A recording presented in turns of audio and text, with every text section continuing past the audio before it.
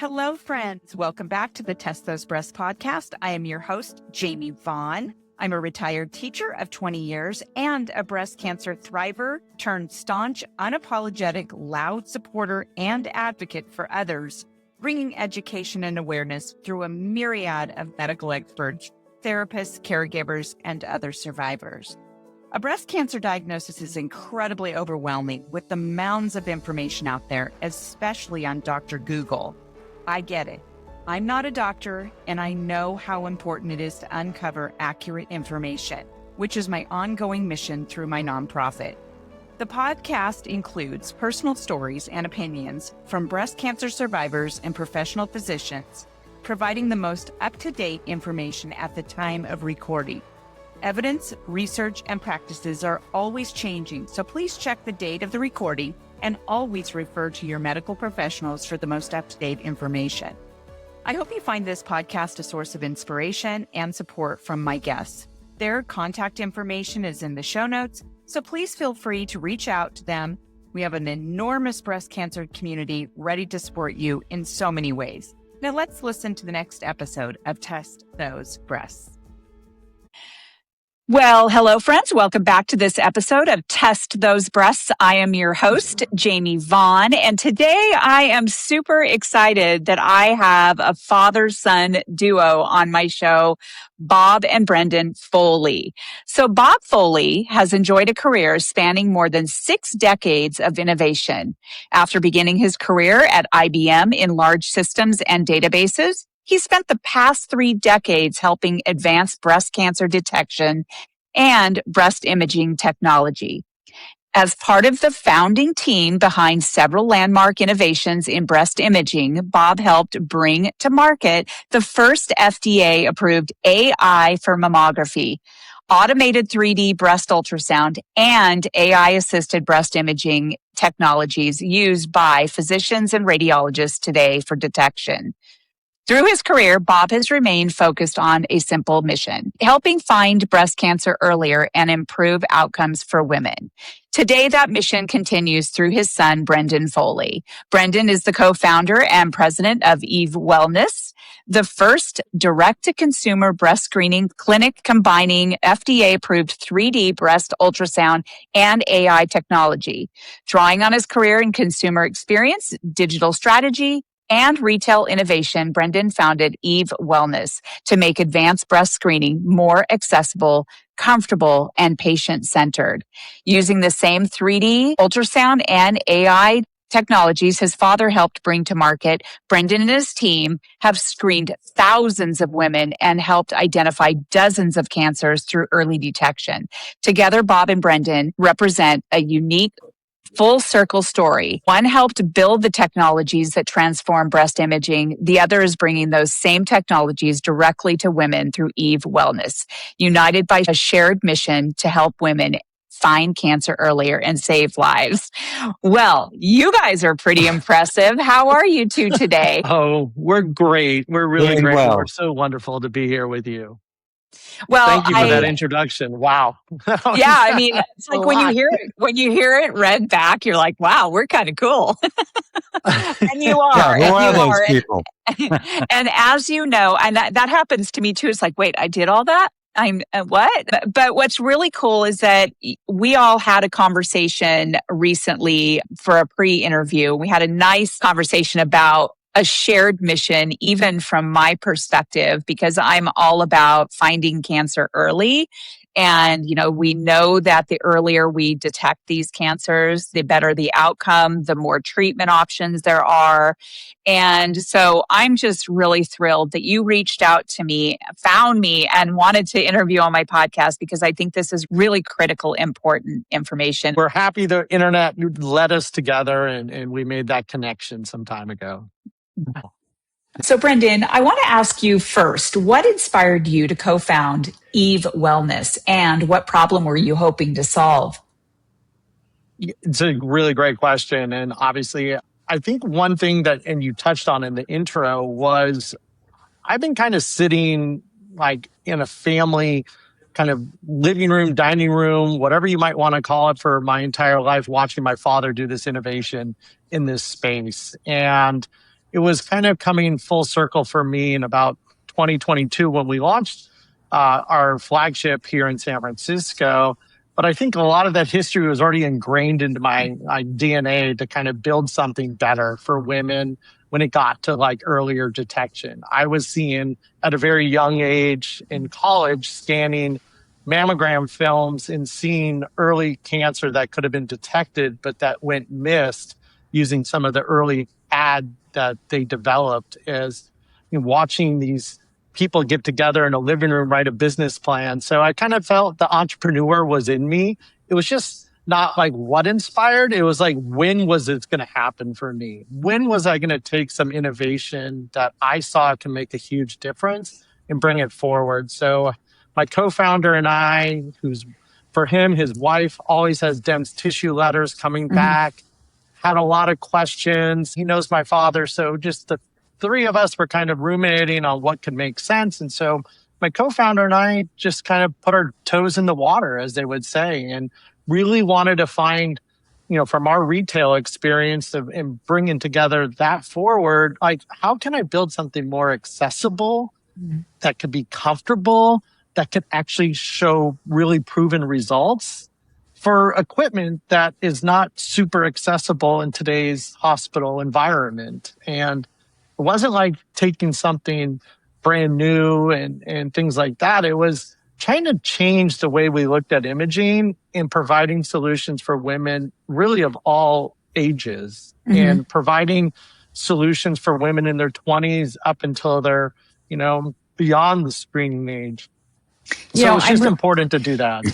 I'm really curious. This kind of popped in my head is that lately I've been interviewing male breast cancer survivors, and I never knew that men could get breast cancer. I mean, so because you started so young in this space, how much did you know about that? If anything. For males. Yeah. You know what? It was something I learned. It was a learning experience. And actually, it's been also a really nice learning experience to learn from about 20 men that have come in through our clinic to do screening, which, you kind of start looking at the stats and you start looking at the diagnosis on an annual basis. I mean, there are 600 men that will, die of breast cancer this year. And I think it's roughly about 3,000 men will be diagnosed. And so it was a space that, I wasn't too familiar with, because I think a lot of the literature and what we learn is really geared towards, women and that side of it. But it was also something I know that our service could be so helpful. And we work with a lot of great concierge doctors here in San Francisco, as we're such a very progressive city, that providing screening for many different people is a wonderful solution. And our comfortable screening at Eve, it just makes it just, easily glide across any breast tissue.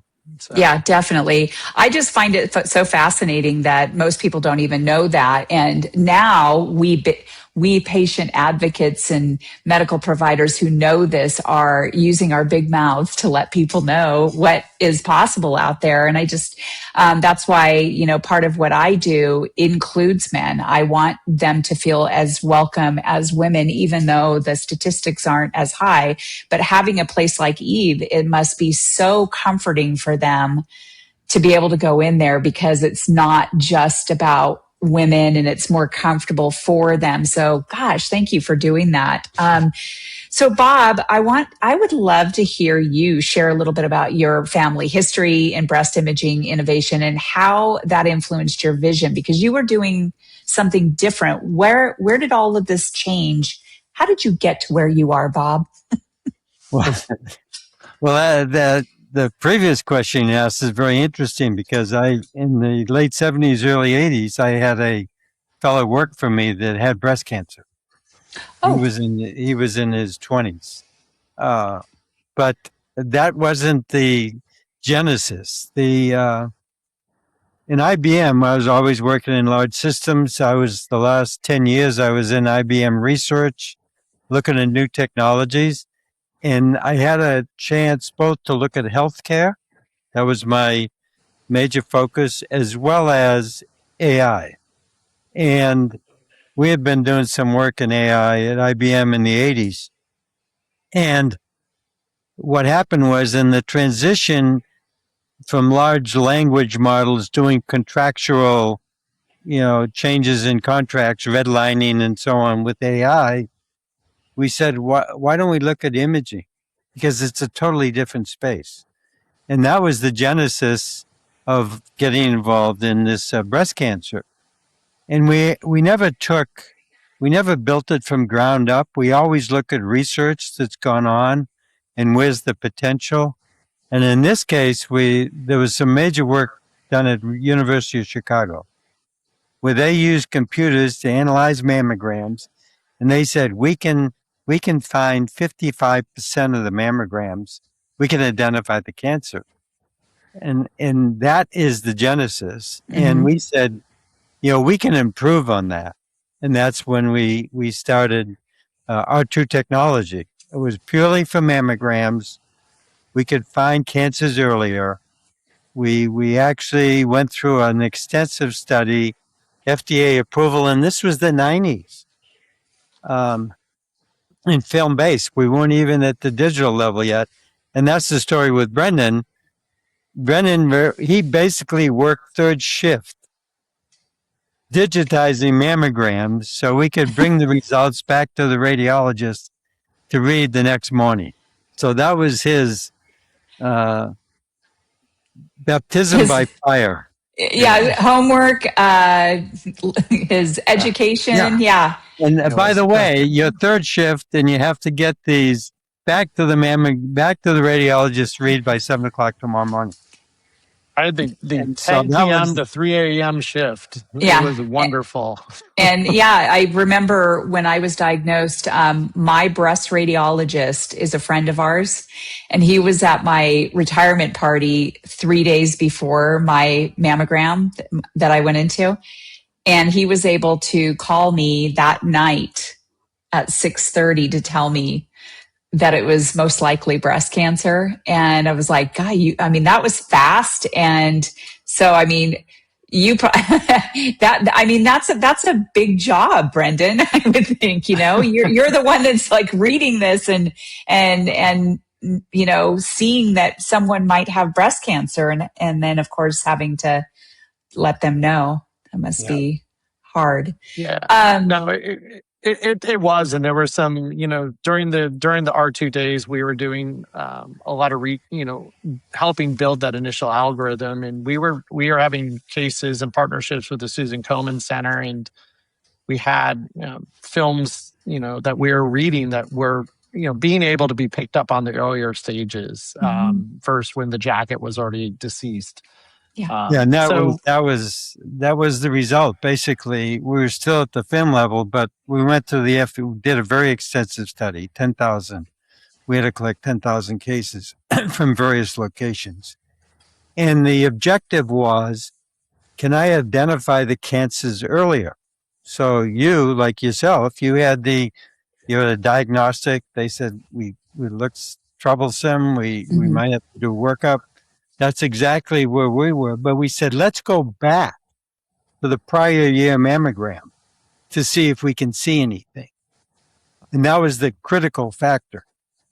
So the FDA approved us. We identified 20% of the cancers a year earlier than they were actually discovered. So that was really, it's now standard of care. Everything gets R2 checked. So, but in doing that, we also looked at why do we miss those cancers and what can we see that we've missed in the diagnostic. And indeed, that's when actually we discovered, we said breast density is a major factor. And this was 1998. So then it started another process, another decade.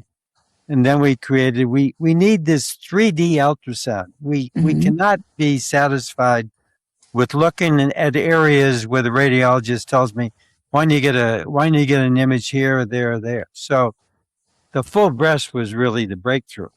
And that was another 10 years, 15,000 patient study, found cancers not visible in mammography. But that's the upside. The downside was you now have 2,000 images of a woman's breasts. You're not going to read them like you read 4 images for mammograms.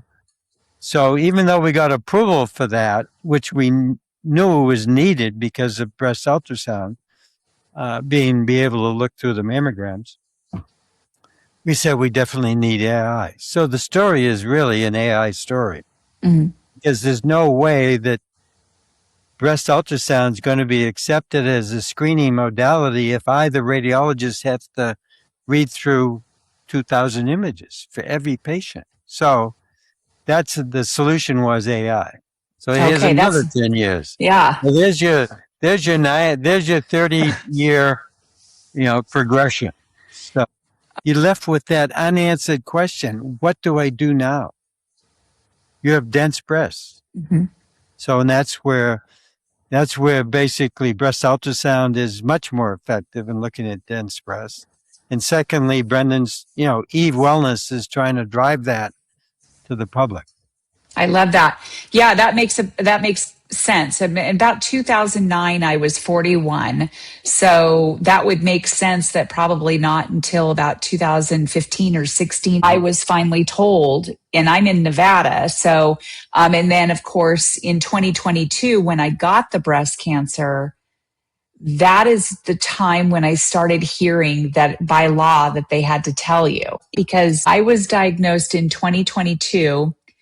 And less than a year before, I had my mammogram and ultrasound, and they didn't find anything. So mine was obviously pretty aggressive and fast growing. And because by the time, because I accidentally found mine, and it was a big enough tumor that because I found the lump. But it was interesting that they detected nothing that June before. So with the Eve Wellness, is that changing things? You're able to see more on the imaging? You know what? And I think it goes to back what my father was talking about, the importance of the 3D modeling, the importance of taking the 2,000 images, the importance of seeing what we consider whole breast ultrasound. And again, the diagnostic ultrasound is great if it's directed in the right place and it can really cover everything. But there's something about, taking that whole imaging, and really great thing with the product that they developed, which then eventually was acquired by GE, and it's the GE Healthcare's product called the automated breast ultrasound, ABUS, as they call it. It takes a reproducible image. So what's important about that is that you can look at prior films on all your patients, which is important for doing what you would consider surveillance or see anything changing throughout that. But again, that's a difference, what makes that whole breast 3D modeling so important, because now the doctors can look at it from a coronal view, looking from down on, literally on top, seeing the nipple and around. And then you can dive into the ultrasound views as well. That could be really helpful which I know for a lot of our patients has been extremely helpful to see through, again, the density. And the density is just prevalent in anybody. It's okay. It's like every woman really does have dense tissue. We can see more clearly on some imaging and very less clearly on the other imaging. So I didn't discount AI because it's so important, but I just live it, so I kind of lose myself in that. But the key thing we did with the 3D ultrasound, first of all, we proved, and this is again the FDA said, okay, if you look at the results of the algorithm first, you can improve your reading time substantially. So that was one of the objectives of the study. Not only do we operate less, we have no less diagnostic accuracy, but we can get you to read them faster. That was the initial study we did.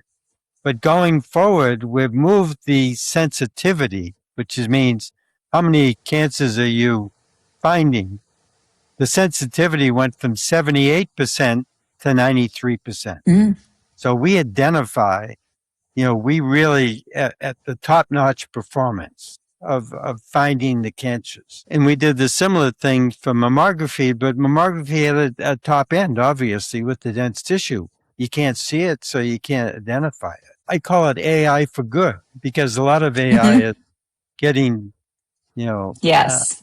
bad rep. In medical imaging, where we have this large model we can test against, I call it the large imaging model as opposed to the large language model. I mean, words have been around for centuries, right?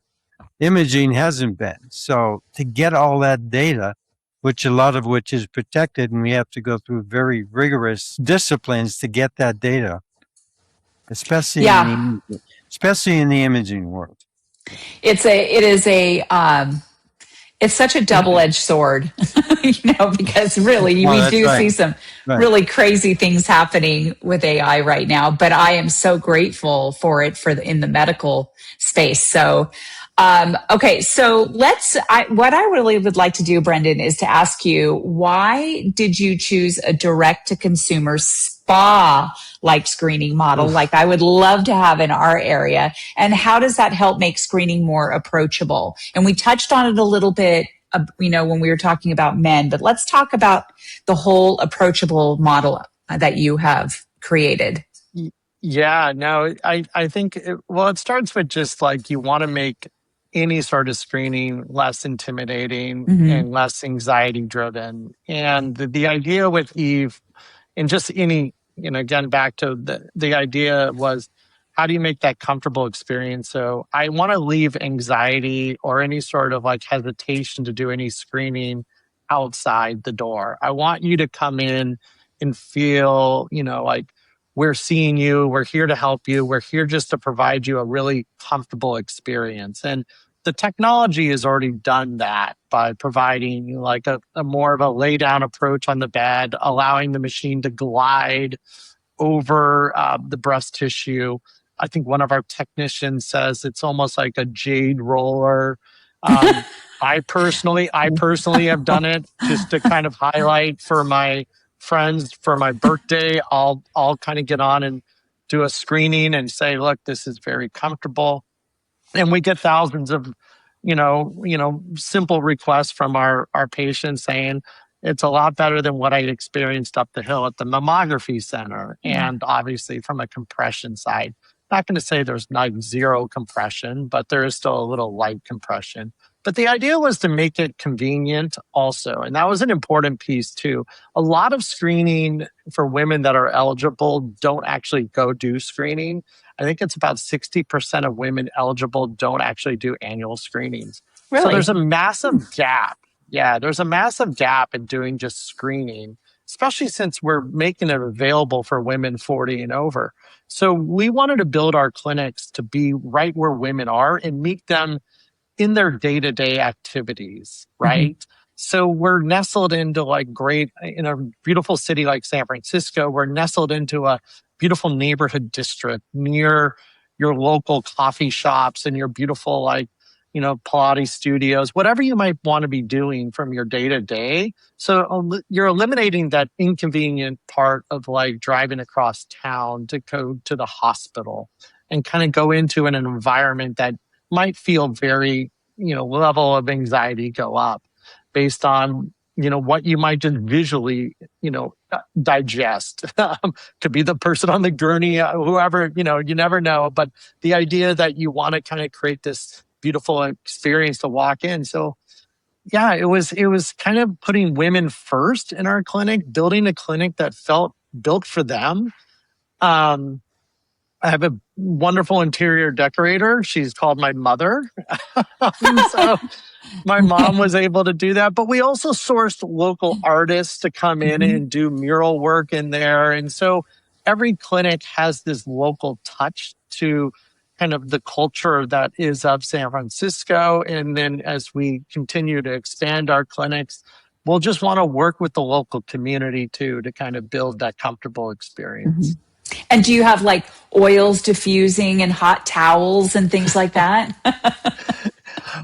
We do have warm robes and we give you cozy slippers. So every patient loves the idea. We have the calming spa music. We have the sparkling waters. We do have some beautiful candles that we have for our little for sale section, some just really beautiful spa-like material. But yeah, we wanted to make it just feel like you're there for 20 minutes and we wanted you to kind of come in, leave, check that off your list, provide that peace of mind. And for a lot of women, it's really, they've appreciated the experience. I think our Google reviews will say, you have over 200 5-star reviews for a breast screening clinic. I think you might be doing something right. I don't know who's super encouraged to let me go write a review for that breast cancer screening I did.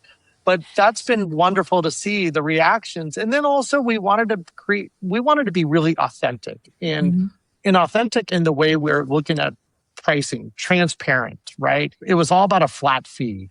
We're not here to kind of dive in. So I think that's another thing that, led us to do the direct to consumer to make it feel so more comfortable, is that we're seeing medical, procedures and our day-to-day preventative screening or preventative measurements, go direct to consumers. We can look at the pre-nuvos. We can look at, the full body MRIs, the DEXA scans. We're almost as consumers looking for answers, and we want them now. And so providing a consumer-based model was great. And also, unfortunately, our insurance system is not perfect. And I think that's another reason to go direct to consumers, is allowed us to really allow patients to come in and pay, just a flat fee with us, which to us, we wanted to price somewhat affordably. It's just $350 for our screening, but that's, providing your AI, that's providing the whole breast, that's providing, our doctor getting results back in 24 to 48 hours. And eventually I think we'll get there from an insurance standpoint, but that's going to take even more legislation, which I continue to work on with a few groups, the Find It Early Act, things like that can be more transparent in the overall insurance opportunities. But how do we provide, that quick, that easy booking, be comfortable, and then go do a Pilates class or go get your cup of coffee around the corner. Go get your nails done. Go get your nails done. We've had some fun sipping stands where people have come in with their group of 6, 7 girlfriends that all wanted to do their screening together, and they kind of just sat in our beautiful lobby and just wanted to kind of bring that environment there. So is the more you can kind of downplay the idea of it's a screening, and really kind of make that comfortable setting, the anxiety kind of leaves. And I think that was the vision for really just making it a comfortable, beautiful experience for women. I think I'll add to that. I think the name is appropriate. Eve, to bring in the family. So we're talking about what should they call the clinic. So that's true.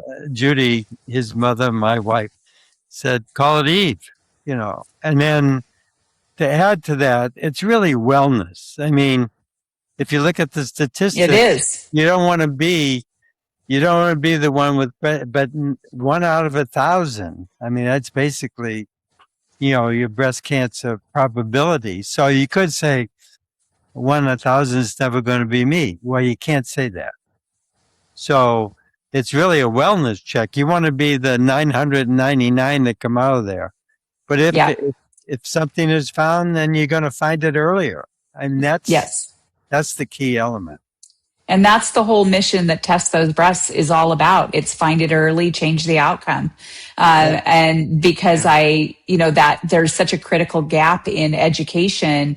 I never learned about breast health when I was younger. And, I would go into my gynecologist and she would do a breast exam, but even she did not do breast exams the way that you're supposed to do breast exams. Mm-hmm. And what's happening is that no matter what age you are, 20s, 30s, 40s, or my age when I was 54, we're learning all of this stuff when we've already been diagnosed. And I want to make sure that people are learning these things before they are diagnosed, knowing what to look for, looking for the 12 signs of breast cancer. And knowing what your risk factor is, knowing what dense breast tissue is and why it matters. And so that's my whole mission. And I'm wanting to make a big impact here. And I would love to be able to bring a spa like, place like that to here, because one of the questions I was going to ask you next was, what are the barriers that we're seeing in, especially young folks, taking care of their body, paying attention to that wellness that Bob was just talking about? What are the barriers that you're seeing? And I think that, just to preface this by saying, you have all of those Google reviews. There's something being done right. And so you are finding that more and more women are coming in. And do they know why it's so important? Yeah, and I think you're touching on the barriers. And I think today we've always found a barrier just to be the screening age in general. Mm-hmm. And I think what we're seeing is that younger women, because our data shows that, 34% of the patients that have come into our clinic have been under the age of 40. They're the hand raisers. They're the ones asking for more information. They're the one knowing that being more preventative can help, better my wellness. I think it's a combination of where we are, again, back to how a lot more of these companies are going direct to consumers, in the idea of like preventative medicine. We're seeing it from the blood testing as well, too, where you can really just order full panels from companies like Function Health or Superpower, mm-hmm. and really kind of see more stuff than you normally get from your annual physical. Mm-hmm. But I do think, you touched on how you had to raise your hand and really be an advocate for more screening. What we're seeing is that younger women are coming in to ask those questions too. And I think that's been really beautiful to see, because I'm really encouraged with that proactive approach to screening. I do think that, even by moving the screening age down to 40 recently from 50, we really did, I don't know, too much of a, service to, multiple levels, because more density came into the population and might draw more confusion, because we're going to provide now where, we brought younger women in, which 75% of women under 50 have dense tissue. You're now going to get more questions for doing other screening, mm-hmm. And things like that. So I do think it's been the biggest, the barrier seems to be always been the traditional message of like, you're too young, mm-hmm. and wait till you're 40. And the amount of times I hear that from our 30-year-olds, that's always been the case, and it's been told you're too young. And I think that's where we're seeing a huge shift in how we are taking more control. I mean, I said to a patient once, it's almost you have to be the CEO of your own health. Mm-hmm. And this is where we're at. And, we can try to use as much of the healthcare system as we can today, but there's going to be opportunities for us to find other options out there. And Eve is really trying to lead that forward for a lot of younger women, and also women with dense tissue, but also just providing that quick, as my father said, just that wellness validation for a lot of our patients. Yeah, and women in general, they're the ones who are the referrals. They're the ones who talk. They're the ones who tell their friends what they're doing, and people listen to women. And so that's why I'm trying to have that effect here in our own community, to get people to be the CEO of their own body and understand that I have interviewed so many survivors that were in their 20s and 30s, and they were blown away that they were even diagnosed, and that their doctor were even saying, "Oh no, you're too young, wait until you're 40." And then it turned out that they were even metastatic when they were finally diagnosed. Yeah, and so you bring up it was interesting when you said what, 54 you were diagnosed? Yes. Okay, the two major studies that always is cited the one study we did, the 15,000 patient study, the median age was 54. Okay. One of the earliest studies that was done in 2002, the median age was 53.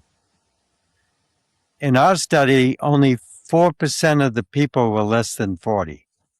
And they came in as asymptomatic dense breast because they didn't qualify for insurance. So we're going through, the institutions trying to get the data. So yeah, but now fast forward to where Eve Wellness is, their data contradicts everything or reinforces the need to look at under 50 and under 40 because of the breast density. Okay, so Bob, why are we seeing so many women in their 20s and 30s being diagnosed? I think one, they're being more proactive. Two, I think there are some risk assessments being done. The BRCA1, which is high probability of cancer, is being done for people in their 20s. If people have parents or relatives that have BRCA1, then they usually get risk assessment and do screening. So there's no definitive, it's not genetics, even though I cited that. That's only 15% of the cancer. So 85%, is it environmental? Is it ideal in other diseases? I'll cite one. So my family has Huntington's disease. I don't know if you're familiar with Huntington's, but I've heard of it. yeah, it's a gene. It's a flip of the coin. You either get it or you don't get it. It's passed over from the parents. Okay. If you have it, it's incurable, still incurable. And then so I grew up with that. My dad was I was 15 years old when he passed away after 10 years of the disease. He was a school teacher too, by the way. So, good guy. Yeah, great guy. But you look at that and you look at breast cancer, if we catch it earlier, I won't say it's curable, but 99% of it's in remission. You're a breast cancer survivor, so it's such a beautiful thing to be able to cure this thing or to be able to put it in remission. And the amazing thing that if there's a well-known breast ultrasound sonographer or radiologist, Tom Stavros, he said there's no better way. He loves to look at the images in a quiet room to make sure he gets through all of it. He said there's no better imaging modality to find cancers less than 2 centimeters where I can do a surgical excision and maybe no chemo is required. That's where you want to be. Yes. And the awareness is the issue right now because there's so much conflict in the messaging. So, you have breast density. Well, okay, doctor, what do I do next? Well, just come back next year for your mammogram. But no, that doesn't work. It's limited. So, there's a lot of disinformation out there and misinformation. I say disinformation because I think that some of it's purposeful, but even I hear a lot about mammograms, and I think we may have touched on this during our pre-interview. People saying that mammograms cause cancer. And so we're like a bunch of us out there are trying to combat that. What are your thoughts on that, Brendan or Bob? Well, I think there's only what I consider, ultrasound, the universal imaging modality, does everything with no risk, right? Mammograms, still they they have radiation associated with them. So you'll hear some comments, well, it's like flying across country on an airplane. Same radiation. Well, your radiation across country is your whole body, right? This one's focused right on your breast. So is that more intense? I don't know the answer to that. But radiation has a risk, and it might be a necessary risk, for mammograms, for CT scans and so on. to do very detailed diagnostics. But, the question remains, radiation is a risk. Well, one of the things, Bob, that the reason I asked that is because a radiologist that I spoke to recently, she said, everything has radiation. I mean, we're exposed to radiation all the time. She says, but the question is, if mammograms are causing cancer, how is that possible for these women in their 20s and 30s when they've never had a mammogram? Yeah, and I think that the idea of like just radiation everywhere, I think that's very well defined. And I think the question you're getting to, which I think I hear in the clinic from the patients, is that by getting the mammogram, the squeezing, it's pushing the cancer all over my breast. That's why the mammogram causes cancer, and that's not true. In that respect, that the mammogram is giving you cancer. I think what is going, what goes missed is the cancers that the mammogram misses on. And that's how we're finding it. That's how the ultrasound is seeing through it. So I think it's more of like, again, the technique in the screening, the imaging of, that it's going to squish the cancers. I hear sometimes people ask about biopsies, and if I poke the cancer, it goes everywhere in the biopsy. And I've talked to our doctor before, and because I get a lot of these questions, and I'm not one to professionally say, but I'm like, that's not accurate either. There's a lot of data to say that doesn't happen. Now, is there one-off cases that get proliferated? Maybe, but again, I don't think we have really concrete data on that. But I do think with the mammogram, it's more of missing the cancer in the mammogram, which we know 50% of cancers can go missed in the dense tissue, that we're not seeing it. But to that point, it's a very valid point that radiologist said, was like, well, if they're in their 20s and 30s and never had a mammogram, then how is the mammogram causing the cancer?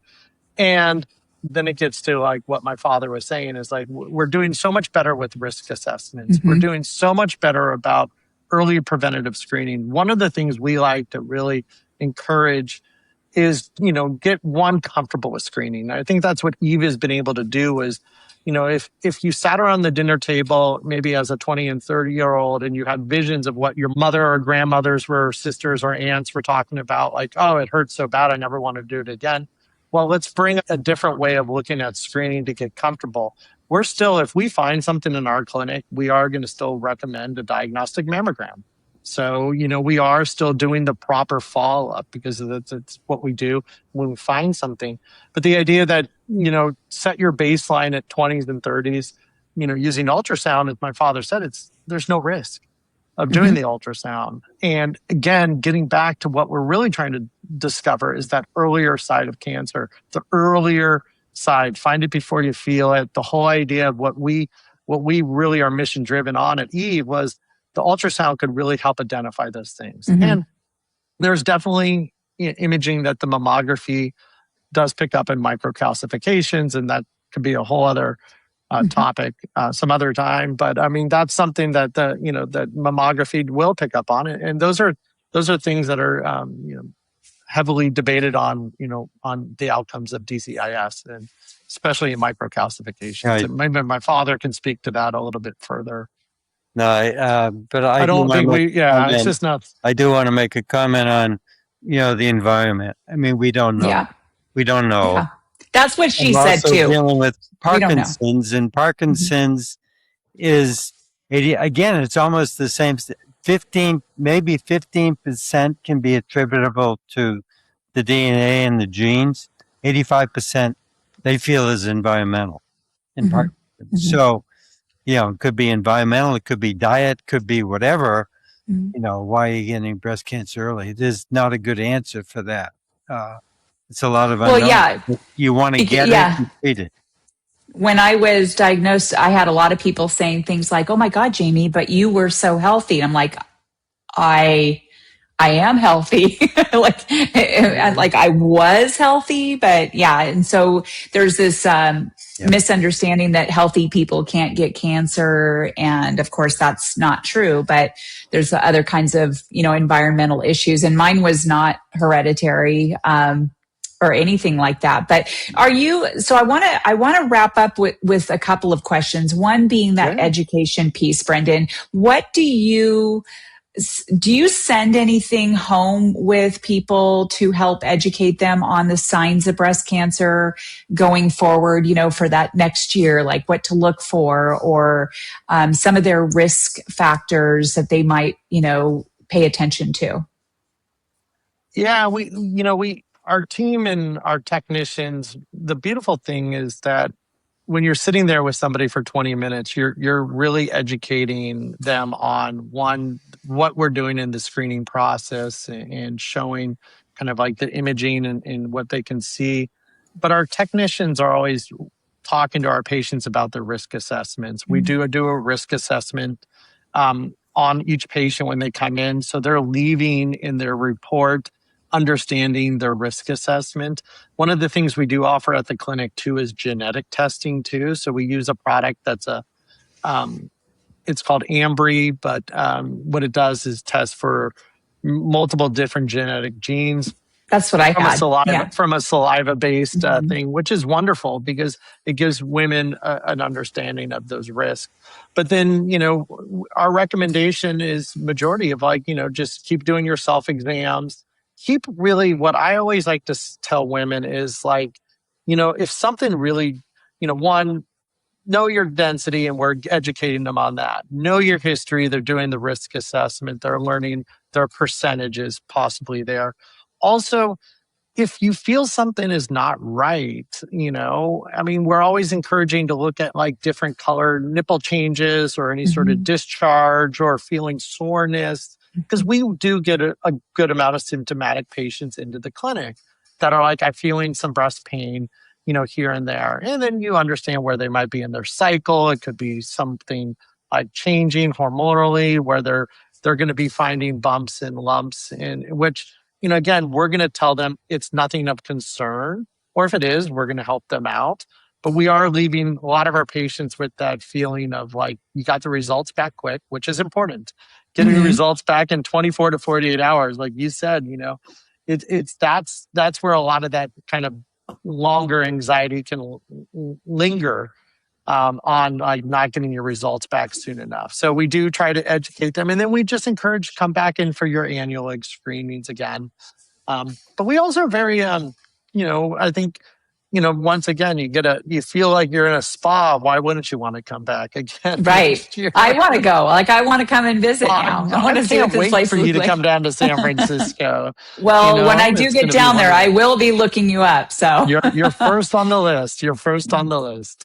Do you have any stories, like one story that sticks out to you the most that has impacted someone deeply by coming into Eve Wellness, or may have impacted you deeply?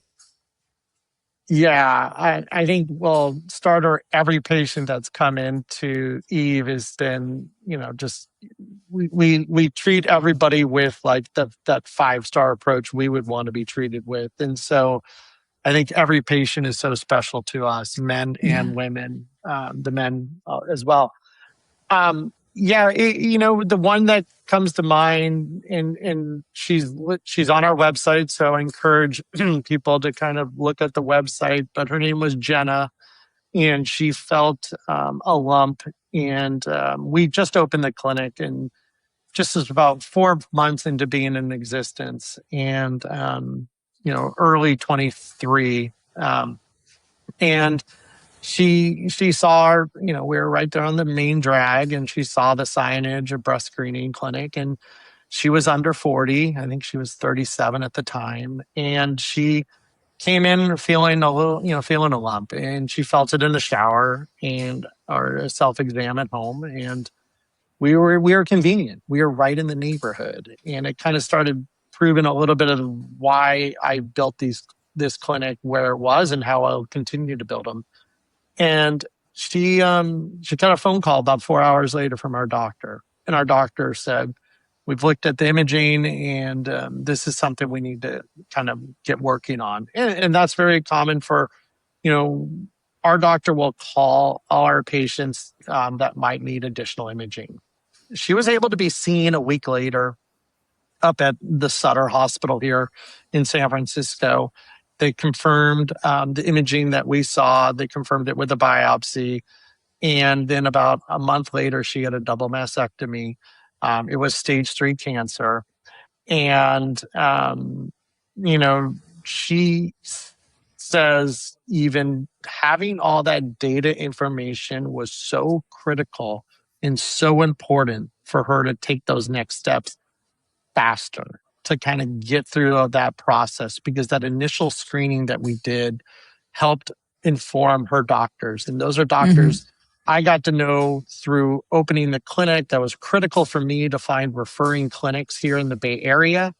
We work with all the major clinics here, but it was important to build those relationships early on, because those are the people that are going to be taking care of our patients. And I need to have that trust on, their side of the equation as well. So it was fast forward probably right before Christmas, in between the Thanksgiving and holiday Christmas timeframe. And I was walking down the street here on a Saturday evening, and she saw me with her husband and came up and said, I gotta really tell you something. It was the first time I got to travel. And we went back to somewhere back east for the holidays, and we went around the table at Thanksgiving and we shared everything we're thankful for. And I just need to tell you this personally, that I said only a few words, and it was only that I'm so thankful for Eve Wellness to be a clinic that you opened up. And right there, the 30 years of watching my father build all these technologies and seeing the impact it's had, I don't even know how many thousands of stories that have touched the R2, the U systems, to the AI that we use as well. That moment right there knew that this mission that we started, my friend and I, that it's paying dividends in more ways than you can ever imagine. And I've had a wonderful career working for amazing companies and really doing some stuff that's been really innovative in the advertising marketing space and launching stuff. But this has probably been the most rewarding work of my career I've ever done. And I'm only 3.5, 4 years into this. And it's been such a full circle moment to see, things that can make a difference that I knew were so many barriers for so many people. It felt like. And so for Jenna, we built this company and this opportunity to provide this screening for women like Jenna. There's another woman named Anisha on our website. We have seen thousands of patients, and we've discovered cancers, and we are discovering cancers earlier and finding them on the earlier stages as well, and really being, something that, again, I feel blessed sometimes to just like have somebody that I've, been able to understudy my father, and who's my mentor and my hero in this world, just to kind of take his technologies and put it to life. I mean, it's just truly a blessing, and I'm just grateful for people like you to help us share the story, but also like our patients, because we love our patients. Yeah. Well, one, you made me cry with that story. Thanks. And two, Bob, you must be so proud of Brendan, just to kind of see this work moving forward. And there was a third, but I really am excited that you all are out there. I'm going to ask the same question to both of you before we wrap up today. Bob, what gives you the most hope about the future of breast cancer screening prevention?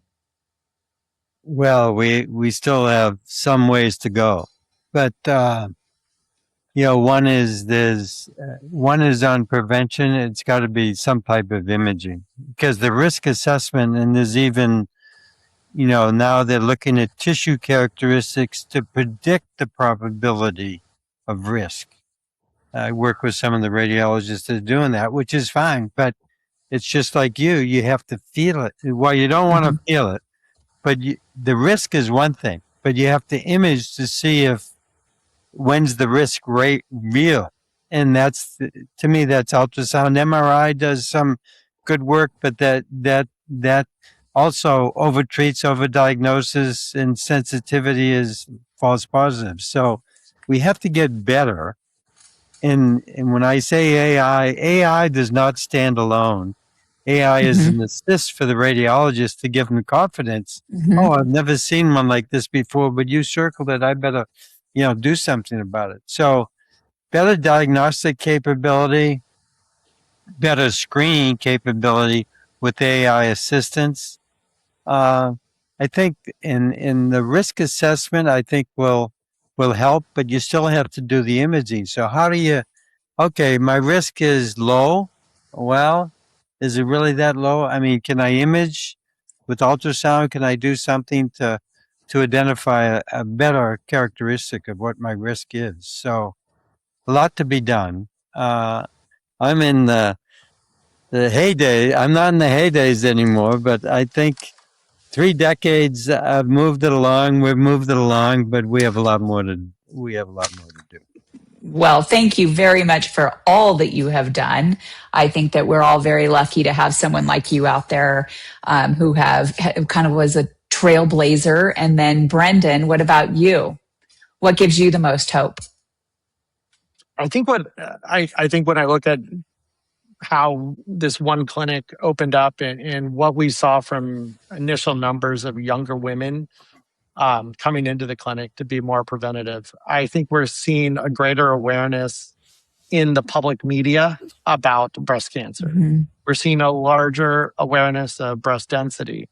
So what gives me hope is that we continue to keep pushing from a mountaintop in a billboard as loud as we can. Look, this is a very treatable disease if we can catch it early and we can understand some of the risks that are out there and know those risks.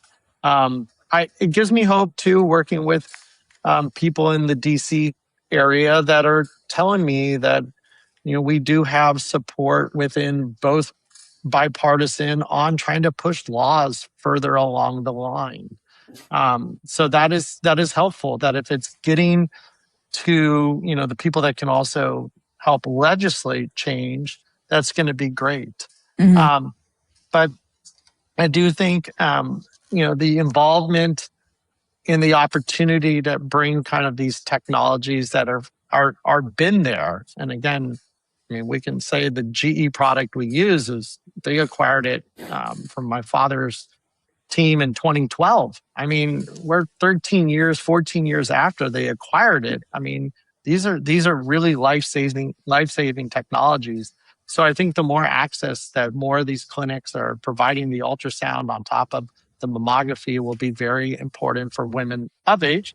But also I'm very encouraged and I'm hopeful that these younger women are really hand raising. I do a lot of and you'll probably see it at your event, because I'm super encouraged to see the results on, you'll have to I'll follow up with you on an email to learn about, the patient questionnaires. But when I've done events here in San Francisco, I'll fill a room with like hundreds of women that are just there to ask questions, and we'll get our doctor on the line and the amount of questions. So there's such a inspiring path that we're seeing with younger people being like caring about their wellness and their health, especially here in San Francisco. But I think it's really kind of catapulting across the US. More people are being conscious of their health on a regular basis. And that brings good questions. That brings preventative medicine. That brings preventative opportunities. And so I'm really excited about where we continue to see,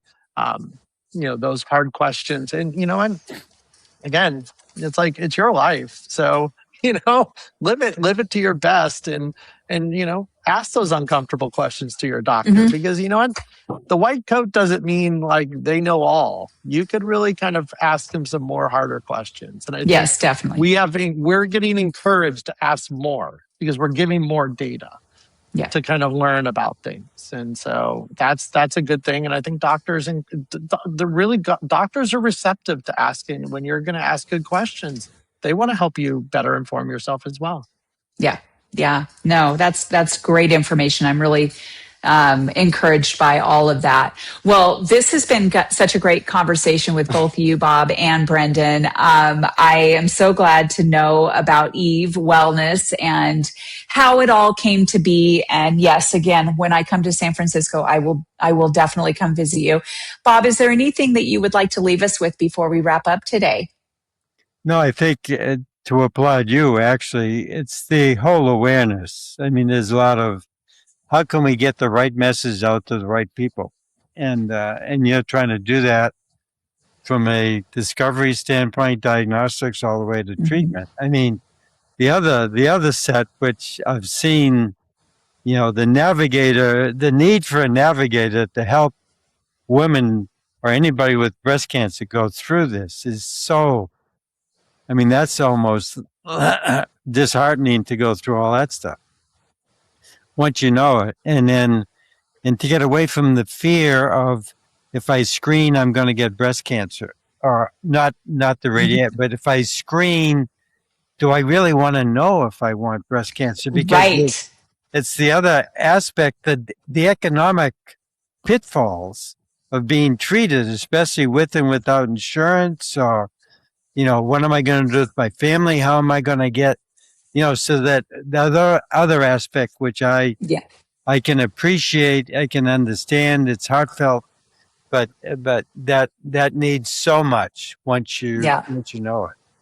I always say that if the cancer's there, it's going to be there whether you look or not. Yeah. Right. Yeah. Right. And what about you, Brendan? Yeah. Well, I think it's one of the things that I always try to encourage women is like, look, if you are doing your screening mammography, which is great, look at your report. Start really asking the density. Density to me is the biggest risk factor for women of screening age. And for the younger women, know that there's options out there. Know that you can get, screening done. And it might be, just looking around. If you're not in the San Francisco Bay Area, you can look around for other ways to do screening, ultrasound that's out there. Look and look and look. So I think that's the kind of the key thing is, for me, it's density, and it's really understanding what the A, B, C, and D means. And if you are in certain categories, really ask those hard questions to your doctor. Know that, that's kind of, to me, like, I'm always trying to encourage, like, I'll ask women to pull up their charts in front of me. I'm like, let's look at it right now, to good friends of mine. And they'll be like, oh, well, I'm a category C. I'm like, what does that mean? I'm like, let's start talking about it. So again, thank you again, because really these conversations help so many women, and it helps them know that there's resources available. And I'll tell you, it's something that I've realized, I understand now what my father has gone through for 30 years and trying to push forward stuff. We're doing great work, all of us together. And it's just, the more and more we just keep talking, because you said it right away. Like, women tell their friends, and they're their biggest, the most positive gossipers we can imagine for these things. So the more that we get women talking about density, we get women talking about their, maybe we almost have to like make your ABCDs like a very cool thing or something, like put some coolness behind it. So, understand like it's more normal to talk about density instead of not knowing. So I think that's what I'm really, encouraged. Yeah, I'm sure all of my friends on Facebook are really sick and tired of me talking about breast cancer and breast cancer, but I don't care. I'm going to put it out there anyway. Well, I talk about it all the time. And people are like, I wear this pin every day.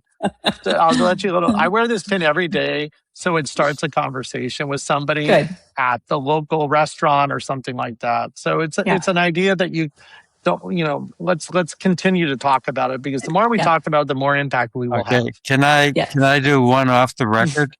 Okay. Okay. So so we're trying to figure out ultrasound, and his nipple shadow, right? nipple shadow because if you don't direct it. Right. So I'm working with a radiologist, and she said, I just went to Frederick's and I got a new bra, and they gave me a standoff, like an oil to put over my nipple. And we had been testing because ultrasound, you need to have some sort of contact lotion, water, oil. Right.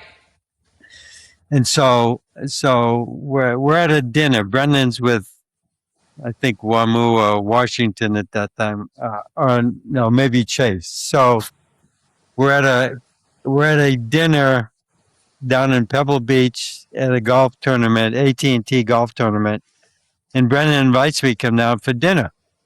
So I come down, and so husbands are there with this, wives with sauces, husbands at about table of 8, and they said, "Well, what do you work on?" And I said, "Interesting you asked that." I said, "I just made a call down here in Monterey with my radiologist. And so let me show you what we worked on." So I pulled out, I said, "We're trying to figure out nipple shadow." and everybody kind of said, "Who is this guy?" But I'm it sure. solved the nipple shadow problem. It's a family business. So Family business. Brendan was ducking under the table. Yeah. It's like embarrassing. Well, you two are such a joy, and I just really appreciate your joining me on this episode.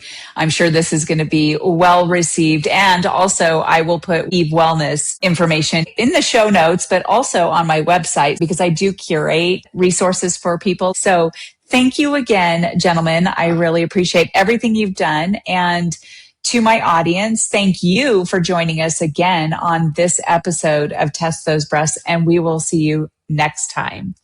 Thank you. Thank you. Thank you. Friends, thank you so much for listening to this episode of Test Those Breasts. I hope you got some great, much needed information that will help you with your journey. As always, I am open to guests to add value to my show, and I'm also open to being a guest on other podcasts where I can add value. So please reach out if you'd like to collaborate. My contact information is in the show notes. And as a reminder, rating, reviewing, and sharing this podcast will truly help build a bigger audience all over the world. I thank you for your efforts. I look forward to sharing my next episode of Test Those Breasts.